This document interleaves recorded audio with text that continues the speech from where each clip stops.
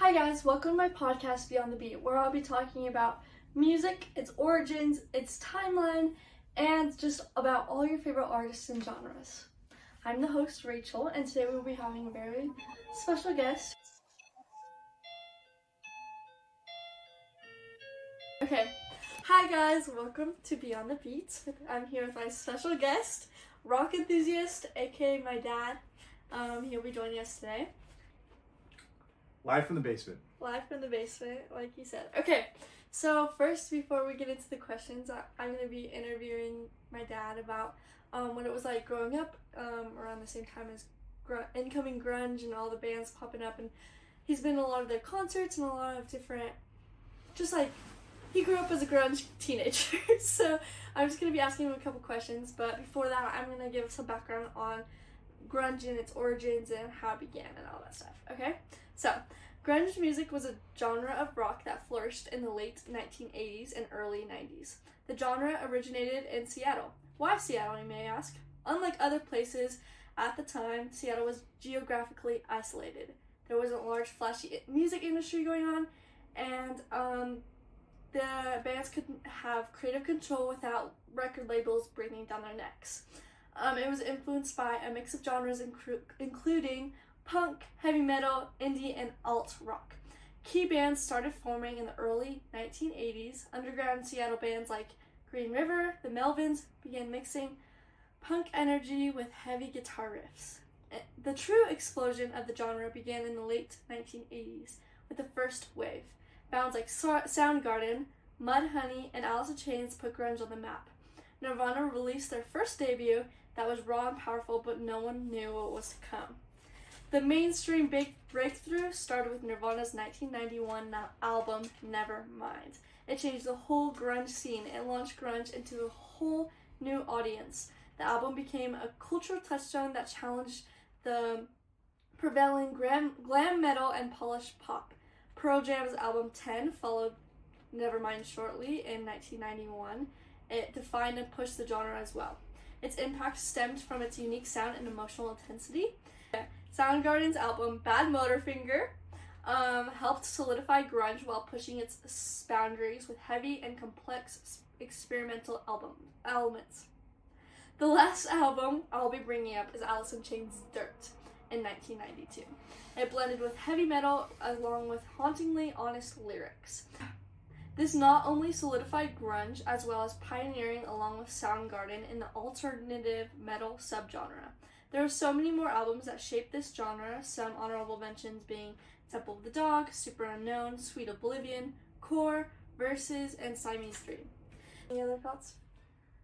So yeah, I mean, that was my coming of age era. So I was born in 1977. So 1991 was the year I was finishing up 9th grade and starting high school in 10th grade. My high school was 10 through 12, just like yours. Yeah. So for me, that was like the time where you start really like doing things more on your own with your friends. You go places, some of your friends start driving, you start having the freedom of being able to kind of experiment on your own a little bit more. And that was also the time when all those, albums you mentioned came out, and it was a huge part of my growing up. It was also a huge part of like really what shaped me interest-wise, and even just kind of define my whole high school and coming of age era. For sure. My first questions for my dad is, what was it like coming of age with and around upcoming grunge genre? How did it impact you? So yeah, 1991, 1990, 1992, like I mentioned, that's when I became a teenager and really kind of started gaining a little bit more of my own identity as an adolescent and a young man. And part of what was just that I grew up with two older brothers who influenced me on music, and where I grew up in Arizona back in those days, it wasn't obviously internet, and it wasn't even really a lot of ways to find music outside of going to a record store. But really, you're limited to your radio. And for the longest time, we had listened to like just a variety of rock radio stations. My brothers and I, my oldest brother was more into what you'd kind of define as like classic rock and a lot of the classic heavy metal. And then my next brother, he was a little bit more into some of the more alternative rock. And I was still kind of influenced by both of those, and a big fan of both of those. But also at that time, one of the things that was really an influence on that is around 1989, 1990 was when the first year my family got cable TV. So we had an MTV as well. So part of what it was is you listen to all these songs and these things that you identify with on the radio that kind of become your songs that you associate with that time of life, and then you start seeing them like in the music videos and seeing them on TV, and you're like, wait, I don't know if I like that song anymore. It was a really awkward time in the end of the 1980s and going into the 1990s. If you look at a lot of music videos from 89 to 92, there's just a variety of like what you would call really almost embarrassing, like cheesy looking stuff now. And then there's a lot of stuff that tracks really well today because it was less produced, it was less glamorous, it was less makeup and contrived. And that's the stuff that was the grunge era. And that's where I think a lot of those bands, you know, as you look up what grunge music they defined grunge as people who didn't dress the part of rock stars. They were grungy looking. They were like me with long hair and shaggy beards, but like they were like me, and they were wearing flannels and shorts and t-shirts, and they weren't trying to dress to look cool or wearing expensive clothing or trying to look edgy or like these rock and roll stars. It was just dudes playing music. And that was really a big influence on me. Like, and so I immediately identified with that. So coming of age in that time, like it really resonated when you heard the music that you liked. It kind of resonated with your angst and your adolescence and your challenges of that time of life, but also kind of resonated with who you were individually, what you wanted to look like, what you wanted to act like. You know, I didn't want the spotlight on me in 9th grade and 8th grade. That was the time of life where you're really insecure about things. And the grunge people, they didn't look at the camera on the music videos. They were just kind of looking down, and they had their long hair, and they're just kind of doing their thing. And there was not the look at me rock starry stuff that you get from some of the 80s hard rock bands before. For sure. How many concerts for this genre do you think you've been to? Gosh, if I took out festivals and just counted those as one, of grunge music, I would probably say at least 40. 40? Yeah, at least 40. If you added festivals and like, you know, all the bands that you would see at a festival part of that genre, then, you know, each of those individual concerts, if that's like a 9 in 1, then it's probably closer to like 75. Yeah. For me, it's probably more like, what do you think, 5? You've probably been to at least 4 or 5, yeah. With me. Not as impressive though as this 40. The next question: How did you see it affect the youth in like fashion, art, and like instruments? Like, how did you see, like, were the kids kind of starting to play more grunge music on the guitars, and like, did you see like flannels coming back and like everything? Yeah, I mean, so I picked up the guitar, learning the guitar, and I'm by no means a great guitarist, but I picked up the guitar during that era, right about 1990. And it was because, I mean, that's what you did at that age, but also it was like, there's just so much new sound, and you wanted to kind of experiment and figure out what that sound was like. And a lot of it was more stripped down. There was just less, I mean, they were still loud, but it was less produced than even just heavy metal was. And so there's a level of that.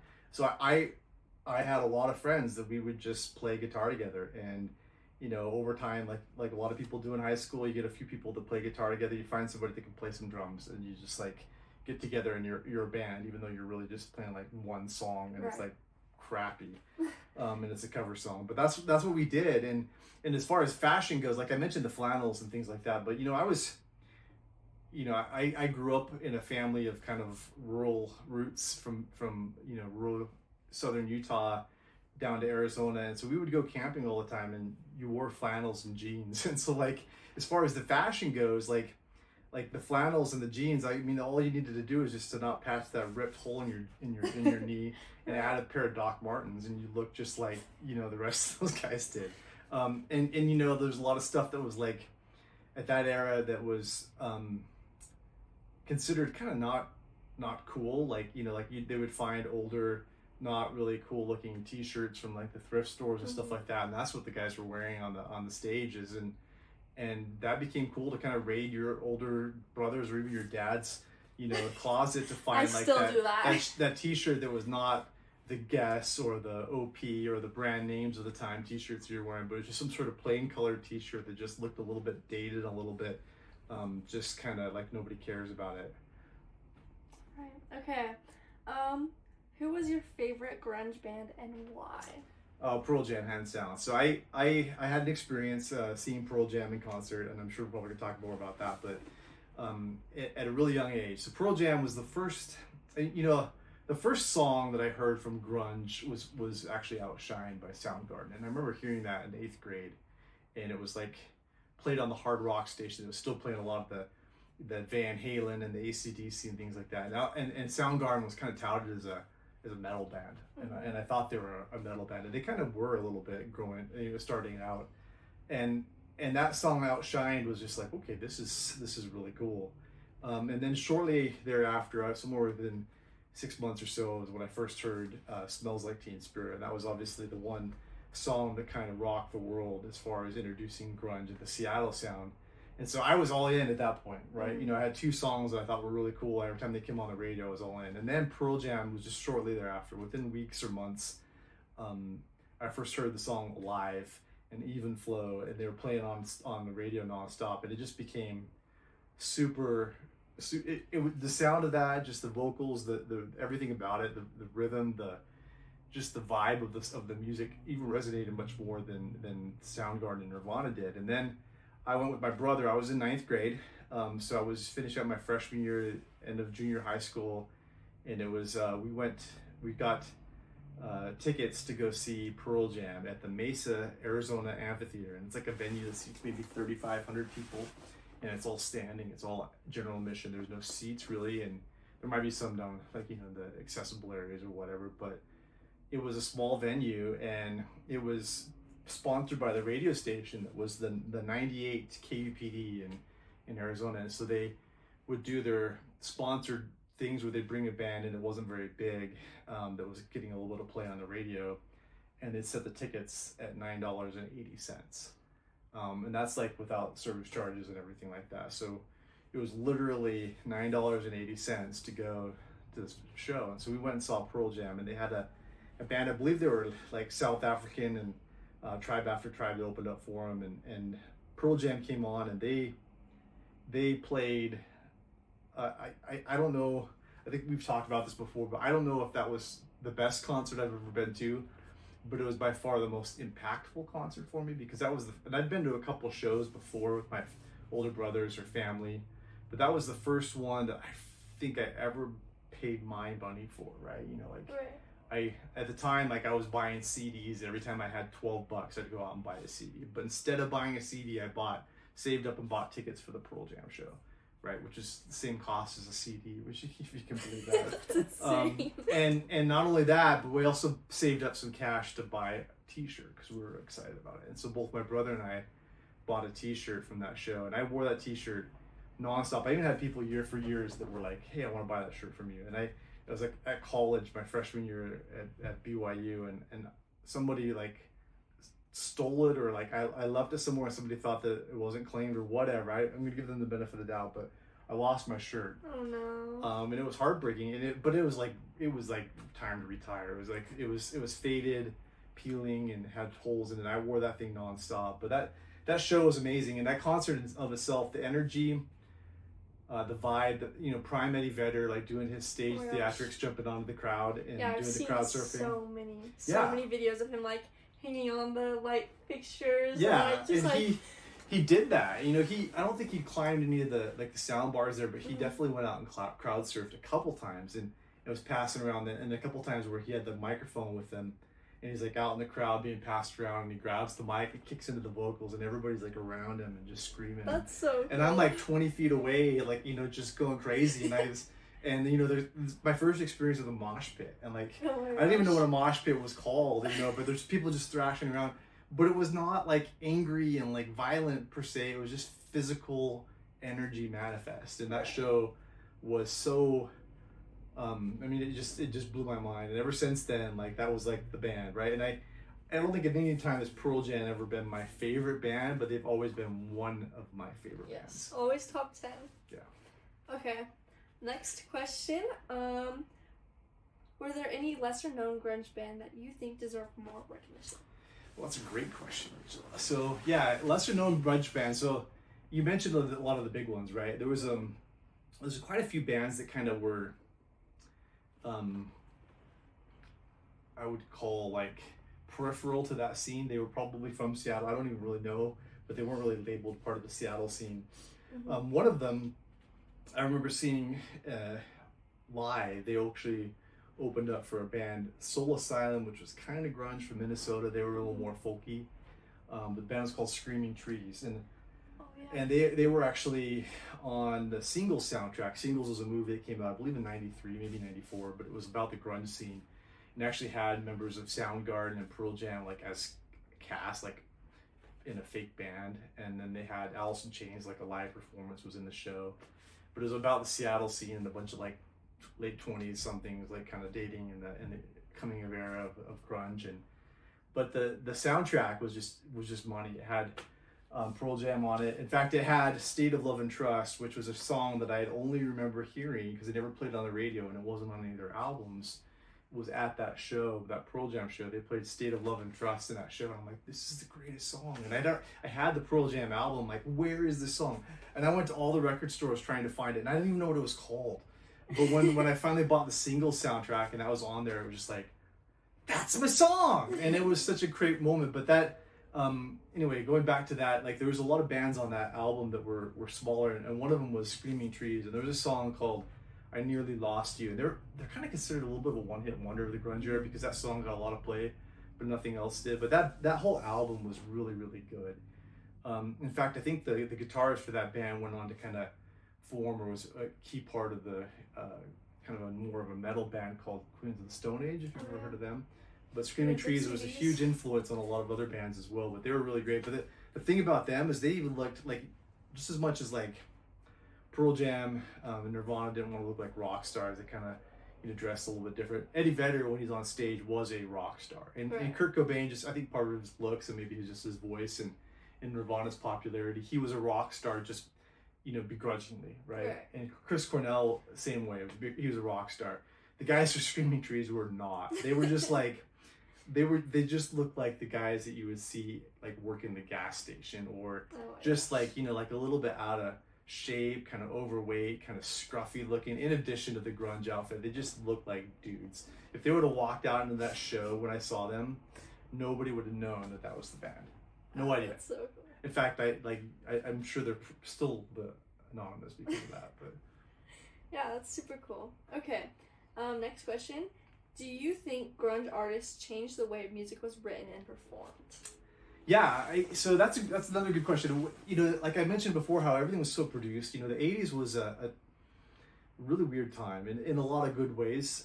There's a lot of really cool things, but there's some experimental stuff that kind of was a little bit of a, I don't want to say backlash to some of the 70s stuff, but rock and roll like went musically one way, but it kind of carried on a lot of the high costume related stuff that you had from the 80s, from the 70s into the 80s. So bands like Van Halen, they had costume and set designers, right? They were like, they were a production. And right. And you mentioned like, did it change how people did that? I think so. In fact, it became a lot more, a lot of bands that aren't even really related to grunge, I think became a little bit more enabled to be kind of your garage band style, where they're just a bunch of kids after school playing in the garage or playing in the basement, doing stuff like just stripped down. And so just be like, somebody finds a riff on a guitar that they think sounds cool, and then everybody else is kind of like coming up with a rhythm for it, and then they start doing like some sort of vocals or whatever, freestyling some sort of sound. And I did that to an extent, with a couple of my buddies, and it became a situation where like it was more about the music and less about making a hit. And I think, in fact, honestly, like I think we've taken a turn the other direction now because of cool media like streaming things and podcasts and videos. Like now you're making a YouTube entry rather than making a song about what's going on right now. Like it's a little bit less of like, hey, I'm going to make a cool thing that's going to get a lot of shares or clicks or likes or subscribers, or maybe gets into a TikTok or whatever that kind of has an instant burn viral sort of sensation. But back in that era, it was more about creating a feeling, and those vibes from the 90s carried on for a long time. I think there's still a little bit of that out there. There's a lot of bands that like go into the studio like wanting to create a vibe or have a feeling about stuff. There's some bands even that are a little more produced that I feel like really do that. Every one of their albums has more of a feeling to it rather than a bunch of tracks that you're trying to get attention with. And so like the Killers do that. I think they do that really well. They come up with like almost like a theme, and one of their albums is different. In a lot of ways, it's almost like, well, you know, for the average listener, it becomes a little bit less likable because there's only like 4 songs on there that have your attention because you're not really getting into the vibe of the album. But now it's all about the songs and the you know how we'll proceed digitally rather than like having a track by track sort of story or feeling that you're kind of trying to set with an album. But it really changed that, I think, in a good way. Yes. In a very, very good way. If I may add, I think it's also like I see it a lot in albums that come out now where it's like they have like the whole album, but there's always like they want one song to become like a TikTok dance or like TikTok clip, or like, and there's always like, if you think about like a lot of the new pop stuff where it's like Sabrina Carpenter and like all this stuff, there's always like one song off the new album that becomes like the major hit, and then no one listens to the full album anymore. So I think it's just super interesting, especially talking about in that era how like these albums were albums that people would listen to the full album. And not only that, I think lyrics have also I feel like I don't know, I didn't grow up in the era, but I feel like they changed the lyric scene, because if you're like listening to old AC/DC and like old Van Halen, I don't know, but the lyrics in Nirvana and Soundgarden and Pearl Jam, they literally like, they're so honest and so like vulnerable. I feel like there's so many, like if you like Black by Pearl Jam, like there's just so many like songs that have connect so well with like teenagers even now, and I just think they really like hit the teenager like line, because it just provides that angst without like, and like frustration without chaos. Yeah, and you know, and some of the songs like you mentioned, like the honesty there, it wasn't even about like poetic lyrics or even really sensical lyrics. It was about like snapshots or like one lines that like that resonate with you and the feeling of the song. Like, you know, it's kind of, people like to make fun of Pearl Jam's unintelligible lyrics, right? The song Yellow Ledbetter, that's like, you know, it's a meme in a way, but everybody can kind of hear, even though you don't have any idea what he's saying, you can hear like the angst and the sorrow and the discomfort that he feels. And then that line, you know, I don't know whether I'm the boxer or the bag, you can hear that, like, okay, I don't know if I'm getting hit or punching, like I don't know what it is. And that's like it's not a super deep line, but it's like an honest feeling that in the rest of the song you have no idea what he's saying, but that hits and you feel that feeling. Or even like just like Smells Like Teen Spirit. I mean, there's a lot of weird stuff that like, it's like, you know, an albino, my mosquito, my libido, like what, but then like says, here we are now, entertain us, like screaming that out, like kind of like a level of like wanting to be seen and like, wanting to be heard. And also not just that, but like also like even just like the level of what they were doing as musicians, like people wanted, you know, this like big production and entertainment. They just wanted to create a feeling. Right. And that honesty was something that like they almost kind of fought against Nirvana and Pearl Jam and those kind of bands. They fought against a lot of the celebrity and a lot of the fanness of it. They wanted to be there for their fans, for the music, but they didn't want to be on MTV. They didn't want to be like, you know, on posters and you know, being people dressing like them and all that kind of stuff. Going back to what you're talking about with concerts, what was the atmosphere like at Grunge concerts compared to the other concerts you went to? That's a great question too. So I mentioned the Pearl Jam show, right? And it was at Macy Amphitheater. It was 3,000 something people. I saw Pearl Jam again in 1995 at the Delta Center, right, where the Jazz play, and it was like 19,000 people. And it was like 3.5 years later, and there was like sellout, and it was hard to get tickets, and it was much more expensive. You know, I don't remember what it cost, but definitely wasn't $9.80. And I was super impressed with how they continued to kind of stay the same in a lot of ways. But if you compare some of the grunge from that era to like what you saw, like I saw Van Halen on tour in 1993, and Van Halen is a great rock and roll band in a lot of ways, very talented. Not really my thing as much, although I kind of respect their role in rock and roll. But that show was like, and they had Vince Neil, who was like lead singer of Motley Crue, was their opener, and like that show was just like, I don't want to say so fake. There was just some great musicians playing, but the energy and the production was a lot more, like it was just a lot more like Rehearsed? Yeah, it was a lot more rehearsed. It felt like more like a studio, and in a lot of ways, it also even felt like just like a celebration of rock and roll, rather than like a celebration of your angst and your feelings and things like that. Like they're well, traveled performers by that point, and so they were going out there doing a really great job performing, but it felt like a stage concert you'd see on TV, right? It was just you felt more distant from it, even though you appreciated it. And I remember going to see, not long thereafter, Smashing Pumpkins for the first time, and it was a bigger venue. Wasn't quite as big as the one that I saw Van Halen at, but it was much bigger than the Pearl Jam experience. But the sound went back to what was a lot more what I resonated with, when that was the feeling of just kind of,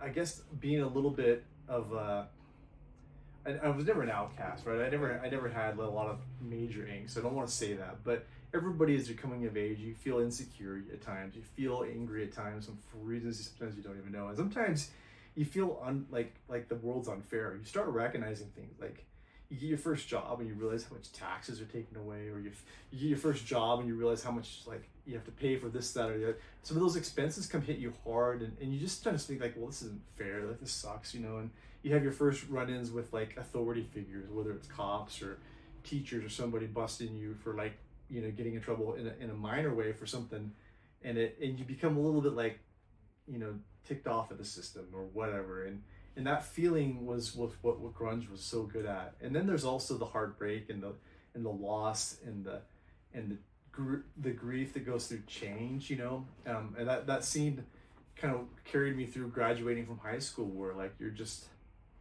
what now? And there's a level of that kind of, I don't want to say despair, but like unknown and non-conformity, that like, I don't really want to have to like go through somebody's program plan or whatever that you're feeling at that time, that really resonated with the music. And those concerts in particular really just changed that feeling. Was like you were there with a bunch of other people and you all felt the same way. The only thing that really compares to those shows, in my opinion, is when you're watching a really critical game of a sport venue with a bunch of people who are all fans of the same team. Like you are all feeling the same thing when that player makes that shot or makes that out, or does whatever on the field. You all feel it. You look around at everybody that you don't know, they're all in the same like paraphernalia that you're wearing for the team that you're supporting, and you all feel it. You look around and you just feel it, right? And you felt that at the run shows, like you didn't get it anywhere else. And if I might add a little bit too, I just I think it's a special time too, at that era that you saw them, because they were new and up and coming and you were still a teenager. Because even going and see, like, we just saw Pearl Jam in 2024, right? Yeah, 2024. Yeah. 2024. And I felt like, because Pearl Jam is so much older and the audience is so much older, as much as it like still connected and the lyrics still connect so well, I feel like to be in that time when they're young and these lyrics are so meaningful at that time for them too, and when you're young, and like I just feel like that was completely different experience, and so jealous that you could experience that. Yeah, I was very, very, very lucky to be that part of that era, and Sure. and to have a situation where I was able to experience some of that. I had some older brothers that kind of introduced me to that, and I had a little bit of freedom and some of the means, to go to those shows where some people might didn't have it. So I was very privileged for that reason, for sure. Okay, so I know you kind of already talked about how that first Pearl Jam show was just life-changing, but if you could relive any other concert experiences from that era, what would it be? Is that like is that one the powerful? So yeah, that one was absolutely was up there. Just because it was the first and it was so exciting and energetic.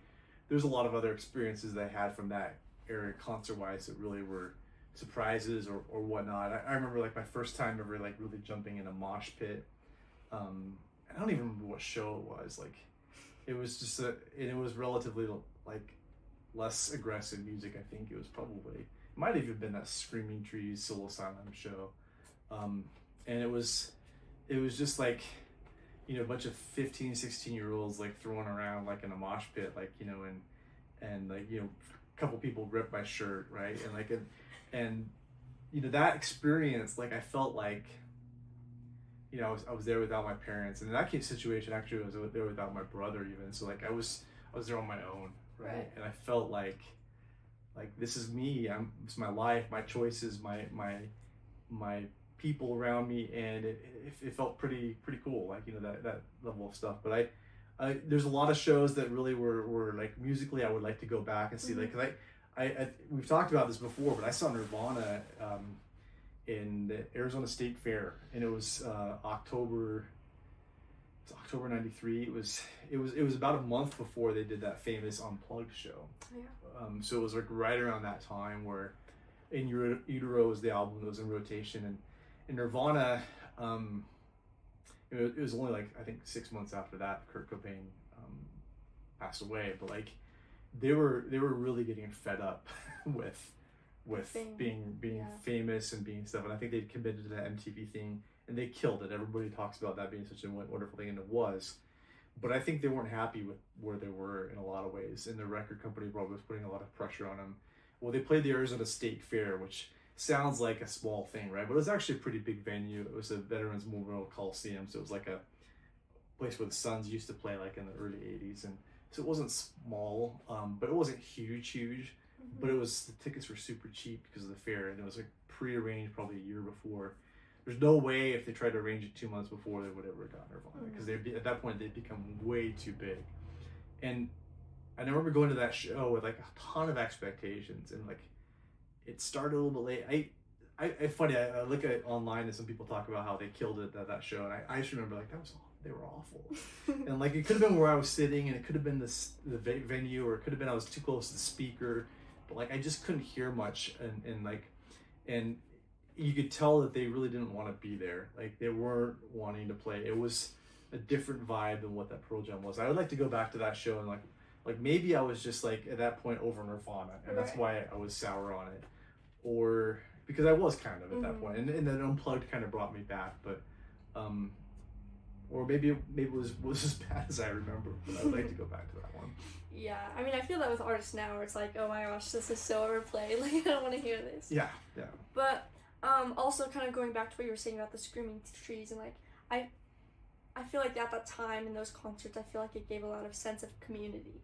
For sure. And especially when you're like a teen, and especially it was highlighted in the grunge aesthetic, that just like kind of being a loner and kind of trying to like, and kind of having a hard time with self, and I don't know, I feel like that would be super cool to experience that sense of community. And that's actually a great point that you bring up, because that was what was lacking too at that Nirvana show. Granted, it was at the Arizona State Fair, so like right around you there's like, you know, like Ferris wheels and like, you know, rides, and then there's like, you know, animals and like, I'm sure a lot of little kids, right? Yeah, and there's a lot of families, but there was the show was separate. You had to go to the fair, but it was like, you had to have tickets for the show pre-purchased for the fair, but you're still at the fairgrounds, and like the people that were there, and at that point, like I mentioned, Nirvana went from being like grungy and like people that were edgy to like all of a sudden, like by the time that MTV Unplugged came on board, like everybody was listening to Nirvana. Like people that wouldn't have given rock and roll or even heavy metal like, you know, listen at all, like Nirvana was cool. Because they were the thing. And at that show you had a lot of people who were a lot more mainstream, and there was a lot of, I mean, I was a teenager, right? So like there's a lot of older people there. I'm like, you don't like Nirvana. This is my music. Like there's and it wasn't gatekeeping or any of that stuff, but like it felt like the community wasn't quite like it was. And there was a lot of older people at the other shows that I went to, but it was just a different look and a different vibe and a different feel from the people that were at that show. And like you said, that sense of community was a huge part of it.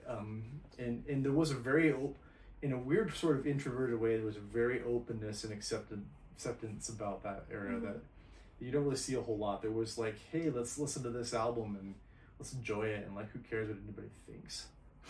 Who cares if it's popular? Who cares what they look like? Who cares, right. Where they're from or what label it's on? Let's just listen to it. Yeah, it's super cool. Okay, so this is one of the last questions, and then we're gonna go and talk about a little bit of the opinions, like the public and like some other things.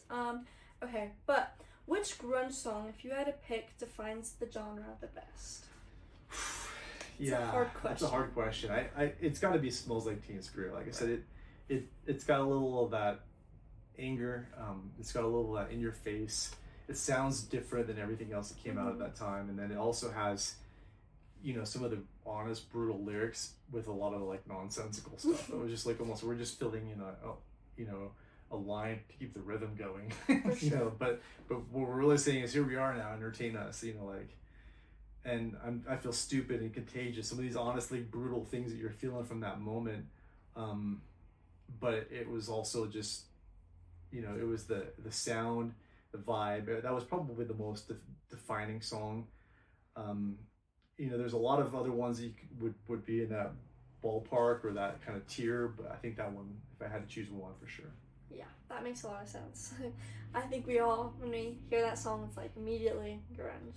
Yep. Okay, so now kind of turning into the like opinions of the public. We're just gonna have like conversation. So you talked a little bit about MTV and like the MTV Unplugged show by Nirvana. Can you talk a little bit more about the MTV and magazines and how that launched grunge, but also kind of negatively impacted it later on? Yeah, so MTV and magazines were huge back then. Magazines are something that it's kind of more or less died, but there's still something around. Like this is digital publications like Spin and Rolling Stone. The time. And I remember having like subscriptions to Rolling Stone magazine. It was like this big giant like magazine compared to some of the other ones, and it took up more room in your mailbox. But MTV, back in the day, it was not about reality TV. It wasn't about. They would literally play music, and there was a time where. And there was a show, and it was called 120 Minutes, and it was like on Sunday nights, and like it was like right around like everything was kind of like your parents are going to bed, but it's not too late, like you can stay up a little bit, you don't have to go ready for school. And it was like it aired like I think like 8:30 or 9 o'clock at night, like on Sunday night. And I remember watching 120 Minutes. It was just nonstop videos, and there were no DJs, there was no VJs or what they call it, MTV introducing it. It was all just nonstop videos, and from 80s and the 90s, and it was huge. Anybody that grew up in my era with cable TV, they knew about MTV 120 Minutes, and that really shaped what grunge really, because you started seeing some other bands, like I mentioned Screaming Trees. I remember seeing them for the first time on a video there. Other bands like Helmet, like they were like ones that I'd heard on the radio, and you see the first video, like you just maybe have heard it once or twice, and like you just like there's Helmet, like you get excited. And my brother and I would literally record them on the VHS, and so it really shaped that, and it really gave, like I mentioned before, the radio was really a ways to discover stuff, but MTV opened up that avenue when they kind of did some of their stuff that was more grungy. Like we ate it up. Like it wasn't just me; it was everybody that like my generation. We ate that up, and that's how you discovered and became introduced to some of these things. And then magazines, the same sort of thing. Like like it would be like you'd see this article about. Like, the next big thing out of Seattle, and you'd go like down to the record store and like try to find that album to listen to it, or even just buy it on a whim. To be there before the crowds and before the mainstream. And the magazines kind of pushed that in a good way, but it also kind of killed it. I think we mentioned that before, like where you said kind of the rise and fall that so these bands, they didn't really want to be on the cover of a magazine. Like you see like the covers of Nirvana or Pearl Jam from that era. Smashing Pumpkins, like that like whatever that photo is, that like the whole time that they're probably like just like complaining the whole time, like as they're walking away like stupid or whatever, like they were not wanting to be there, even though the photo might look iconic now. I imagine the photographer has some stories about that. For sure. And I also think I was like researching, and I think a lot of the magazine covers were like even about their personal lives. Yeah. Like Courtney Love and Kurt Cobain's personal relationship, and I bet that was like for Kurt Cobain, who does not want to be in the spotlight, having his own personal relationship on blast, to the public was probably never something he wanted. Absolutely, yeah. And those guys were like, you know, they didn't really want cameras in their face, and MTV kind of made it a thing where people wanted that. They wanted to consume everything. It was so big at the time that you wanted anything that you could get your hands on because you're so into it. And you know, I probably was part of the problem that caused these guys all the stress. But like, I remember watching their videos, and Pearl Jam's a great example of this. They had a couple like more live concert shot videos for their first couple singles from their debut album 10. But it was Jeremy, the music video for Jeremy, which was like a really gut-wrenching video that's actually now banned, I think, because it shows like a kid killing himself in a classroom, right? And that's what the song's about, a scene of school violence. This is before a lot of the stuff that had really happened, but that video was just powerful, but it was also a cool song, and it was kind of resonated with people. And that video became so popular, like it was like nonstop, like the #1 video on MTV. Pearl Jam hated that. Mm-hmm. They hated it. They hated the fact that it became, you know, like the piece of art that they put out there became like a piece of pop because of just consumption. And so they wouldn't do any music videos after Jeremy. They wouldn't do it. They released one, like I think like half a dozen years later. There was just an animated thing that was done by like an artist that like did like kind of edgier cartoons, and that's it. And they still don't do videos. Just concert shots. I also think that like ties in a lot of things today. Like it's kind of cool because you get to talk about the things back then, and I can kind of tie it into the things today. But seeing that now, like everyone's chasing fame. Everyone wants to copy everyone because they saw how successful it was for them. So they're like, let me try that. And I think then, like, to get something so creative and so raw and like do it so well, like Nirvana and Pearl Jam, Soundgarden, all those bands that like did it first, and like they didn't want that. They didn't want to be in the spotlight. Like it was pure, genuine passion for writing and like orchestrating these beautiful sounds and guitar riffs that drive them. And like the only reason they continued was because they saw that it was something that the teenagers were passionate about and loved. And I think now, like with the top artists, like, you know, like Taylor Swift or Sabrina Carpenter, like they were so passionate about it, I'm sure, but it's just like, then you can get the copycats or like, and they just tried to do the same thing and nothing's original anymore. And I'm sure that kind of appeared a lot in grunge too. I'm sure some people later after Nirvana and after Pearl Jam were like, oh, let me try that. But like, I just feel like, especially now where people just want that one TikTok song, that one song that, you know, goes viral, but like all Nirvana and like Pearl Jam wanted to do was make music with their friends and like have these lyrics and connect with a certain audience, and I think that's just really cool. Very true. It's a good time that you can edit this out, but we kind of ask that follow-up question, like, do you think it can happen again? Yes. Okay. Kind of going off that, do you think that a movement like the grunge scene and genre could happen again today and be that impactful and powerful? Yeah, you know, I thought about this a lot, and I honestly, I would say no. It would take a big culture shift in advance to even get us there. I think just the amount of availability that we have now with social media, with you know, obviously cell phones and videos and clicks everywhere all the time. I mean, you can't go anywhere without being like introduced to like an ad or a click of whatever, and that wouldn't really work there. And you know, like right now, like you were talking about, I think people kind of chase the fame, and even if you have great talent and great, you know, like messages and great feelings, and you're really doing it about the music, there's a level of pressure to like chase the fame to enable you to make more music. And so it's almost like it's like a necessary evil, even amongst people who I think have really good intentions on a musical front.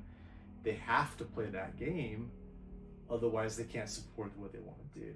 And so I don't think we really have a situation like that where these guys kind of stepped into a void that I don't think even people realized was there, and the record labels chased them, and they continue to do it. In other ways, the record labels chased them away, and you know, every one of those bands like broke up with their label because they didn't want to do what the label was telling them. And Radiohead's a great example of that. When they broke up with their label, they put an album online like back when the internet was pretty Oh new, yeah, and for free. Robos. Like, you pay what you want for it. And Destroyed Radiohead's the actually a internet. great example. They didn't want to be a grunge band. They were from England, and they were like, hey, everybody wanted to build them as UK's answer to grunge, and they're like, no, we're not. Like, and then the song "Creep" that everybody resonated with because it had the grunge feeling and the grunge lyrics, and it became a huge hit, right? Huge hit. Well, Radiohead never would play it again. Like after that, like the record label wanted. You see like some of the footage of them playing it like the last few times, like Tom York would just be out there holding the microphone and just like rolling his eyes, just the crowd's like singing along, like I hate this song. Because he like, hated the obsession and yeah. like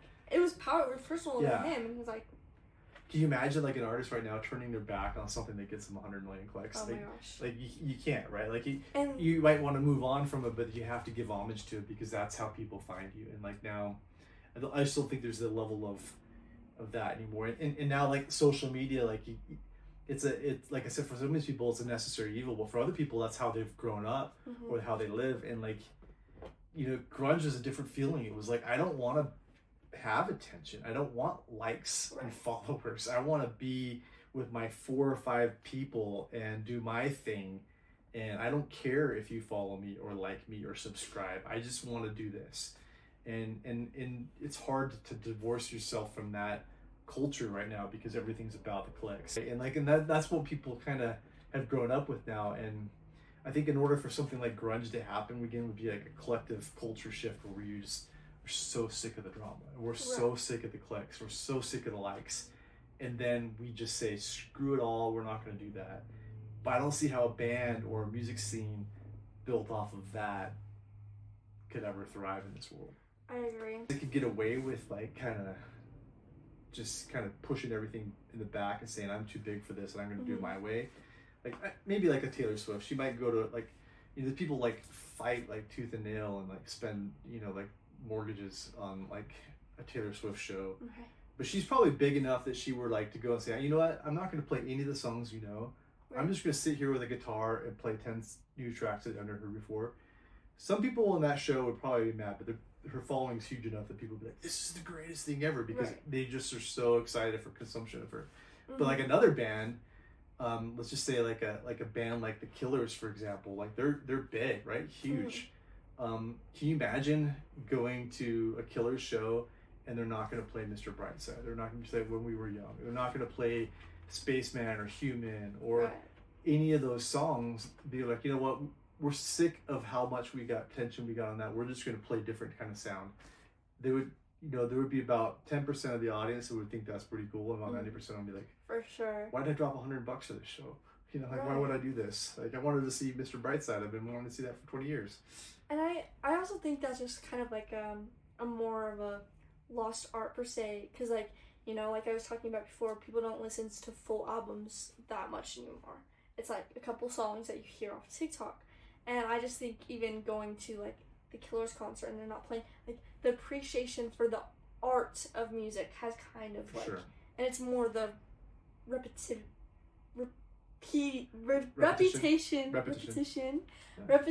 of like hearing the songs, you know, on your device and hearing people be like, oh my gosh, did you guys hear this song? It's so good, and influencing you. And and you start following like, how many times have I listened to that on Spotify this year? Like, you start almost like bragging about, this song resonates with me so much I listened to it 124,000 times. How many albums of that genre did you go through? Like, then you can brag. But back in those days with me, it was like, okay, you know, like what were the CDs in my little portfolio of 36 that I could take with me like on my trips, or when I finally got a car that had a CD player. Before it was like literally you had a CD player that you plugged in a cassette to your car to play on a radio station, and that was how you listened to your music back in the 90s. Right? Everybody had one of those cassettes you plug into your Discman, but like you had an album of, you might have a whole wall of CDs at home, but you had an album of 24 or 36 that you carried with you like your cell phone. Like you didn't go anywhere without it. Right. And even the mini ones that he has. Mini discs, yeah. Yeah, I could see that going around. Anyways, that's it for the episode today. I'm so happy you guys could watch, and I'm so happy he could join us, and he will be making appearances on the episodes to come. And I'm really excited. So, yeah, thank you guys so much. Thank you.